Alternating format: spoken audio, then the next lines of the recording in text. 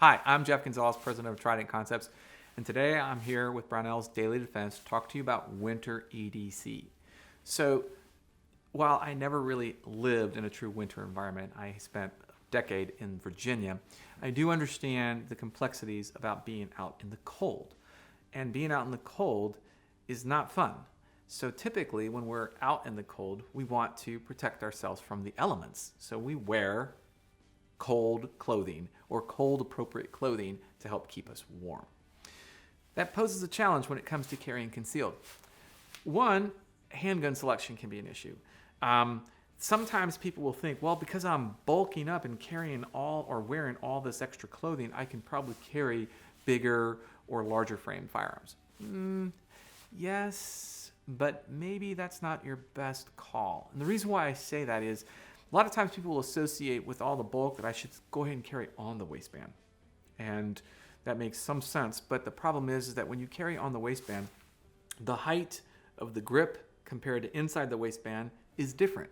And so you don't have to clear as much of the cover garment when you're carrying inside the waistband as you do on the waistband. So if the whole reason for you to carry on the waistband is to carry a larger frame, you may not be getting as much, back in return.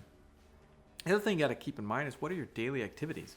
I mean, honestly, most of the time in an extreme cold environment, the daily activities minimize the amount of time that you're outside. So a lot of times people just don't put a lot of thought into it. Well, I'm only going from my house to the car and the car to the building and blah, blah, blah, blah. So I get that, but you still need to be concerned about what kind of limitations your outerwear is going to produce. So when it comes to protecting yourself from the elements, that typically means that you're zipping up the jacket. You're covering yourself so that you can create a little microclimate to help keep you warm. When you unzip, you're not going to really keep yourself warm. So you got to ask yourself this question: what's probably going to kill you first? Is it going to be exposure to the elements, or is it going to be the potential for a bad guy encounter? I'm probably betting it's going to be the weather. So you have to keep the jacket zipped up for the most part to stay warm. When that happens, access to that firearm is going to be a little bit more challenging, which is why carrying inside the waistband, even in the winter months, is still probably a good idea.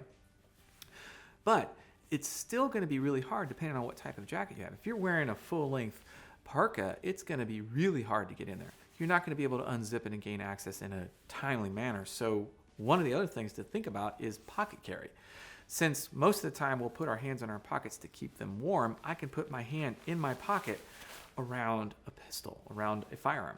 Now, when I'm choosing a firearm, most likely I'm going to be choosing a firearm that I can still shoot from inside of my pocket. So that would probably be a revolver. And the reason being is that the reciprocating slide behind a handgun, a semi-automatic handgun, potentially can get jammed up. And if that happens, you have a stoppage, and then potentially whatever you were trying to do is going to stop.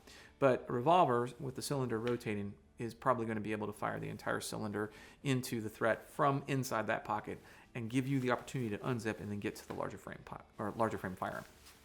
One of the things I talk about is to perform an outerwear function check, which means that put your jacket on, zip it up, and figure out, can you get to your gun when it's zipped up? Because if you can't, that's where you might want to consider the pocket carry. Because what I don't want is for you, well, I'm just going to unzip and walk around unzipped until it gets really cold and you realize you can't do that.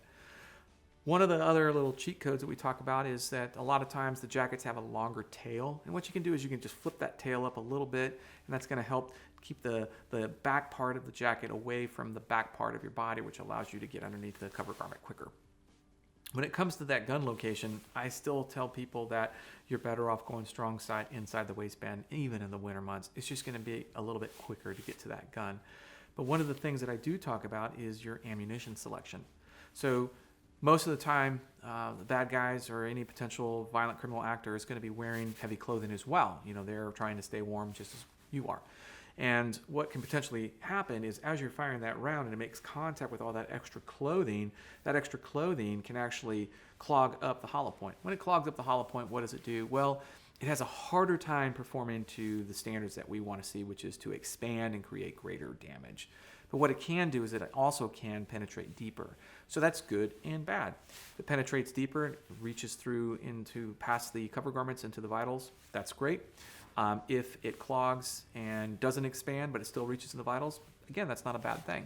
There are some types of projectiles that are made. This is a Hornady Critical Defense round, and what you're looking at right here is you're looking at a hollow point cavity that has a cylinder in it, a spherical, like round rubber ball. And what will happen is as it makes contact, it's going to stay in its pristine condition until it makes contact with soft tissue. Then that rubber ball is basically going to assist that projectile in expanding. So it'll penetrate through the clothing intact, and then when it makes contact with soft tissue, it does a really good job of expanding. So there are some ammo selection options that you can consider to improve your performance if that's something that you really want. Again, the hollow point that you probably use in the summertime will work just as well in the winter. The only difference is that it's probably going to clog and penetrate a little bit deeper. All right, so if you have questions or comments, please feel free to post them down below. Until then, I'm Jeff Gonzalez. Take care and stay safe.